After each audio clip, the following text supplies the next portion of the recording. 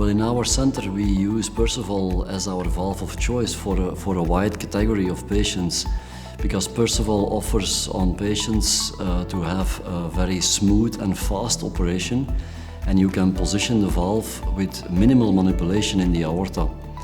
So we see very good outcomes in terms of early risk. We see a very good early survival, we see low events of stroke rates, low events of early dialysis need. And this is why we use it in both in isolated aortic valve replacement, done minimally invasive, as in more complex procedures. Why are we still using it after 14 years? This is because we see a great long-term outcome. We have now more than 1,000 patients with a follow-up of more than 14 years. We see very low rates of valve degeneration, very low rates of need for reoperation, and this is why we are still using it.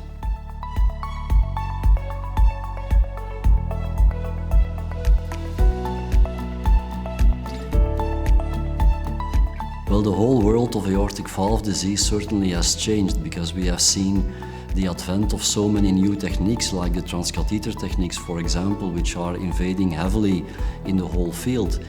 But with Perceval, I think you have the possibility in, for example, in single valve disease to do very straightforward, simple, minimally invasive procedures, either through mini sternotomy or through right anterior thoracotomy.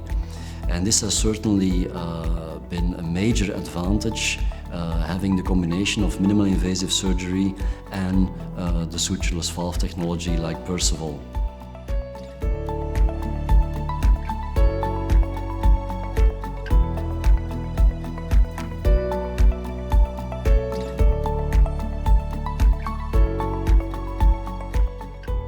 I can only recommend to all young surgeons to look for a way to get in touch, to have their hands on this sutureless technology.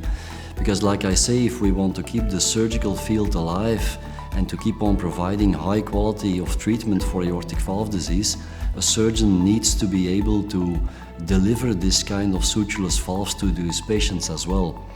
Young surgeons who do this for the very first time certainly need a guided implantation in the first 2 or 3 operations, so they certainly need a proctored guided operation for their first experiences.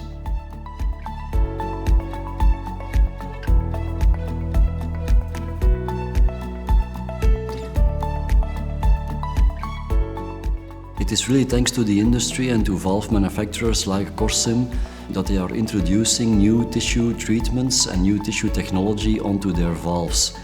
The whole world and many patients are asking for more and more tissue valves, even at a younger age. So it is critical that we can provide them with tissue valves that are durable and that are able to withstand calcification on the long run. With Perceval Plus, Corsim really introduces a new tissue treatment aiming at longer durability and longevity of the tissue valves.